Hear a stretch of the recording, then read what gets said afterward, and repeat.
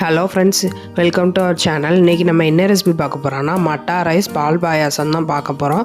வாங்க எப்படி செய்கிறேன்னு பார்க்கலாம். அதுக்கு முன்னாடி சேனலை சப்ஸ்கிரைப் பண்ணாதவங்க மறக்காமல் சப்ஸ்கிரைப் பண்ணி சப்போர்ட் பண்ணுங்கள் ஃப்ரெண்ட்ஸ்.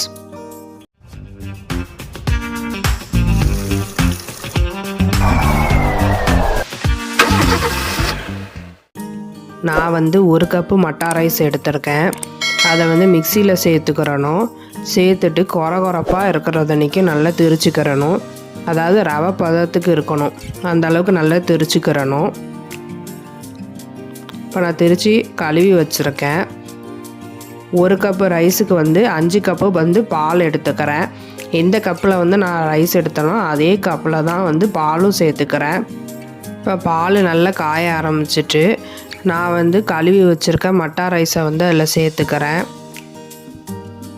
சேர்த்து நல்லா கலந்து விட்டுக்கலாம். இப்போது சிம்லே வச்சுருந்து அரிசி நல்லா வேகிறதனைக்கும் வச்சுக்கிறணும். அரிசி முழுசாக சேர்த்தா வேக நேரம் ஆகும்.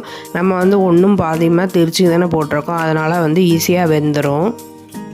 ஆனால் அடியில் அடி பிடிக்காத அளவுக்கு அடிக்கடி கிண்டி விட்டுக்கிடணும். இப்போ அரிசி 80% வெந்துட்டு நான் 1 கப்பு சுகர் எடுத்துக்கிறேன். நீங்கள் கரெக்டான இனிப்பு வேண்டான்னா அரை கப்பு எடுத்துக்கோங்க.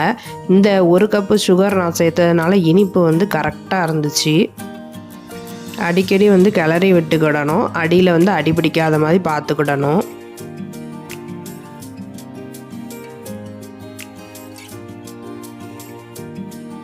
வாசனைக்காக ஏலக்காய் தூள் சேர்த்துக்கிறேன்.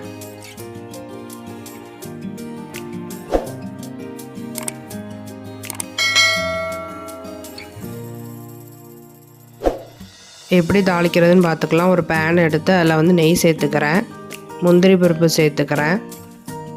முந்திரி பருப்பு லைட்டு ப்ரௌன் ஆகிறது வரைக்கும் நல்லா வறுத்து பாயாசத்தில் சேர்த்துக்கிறணும்.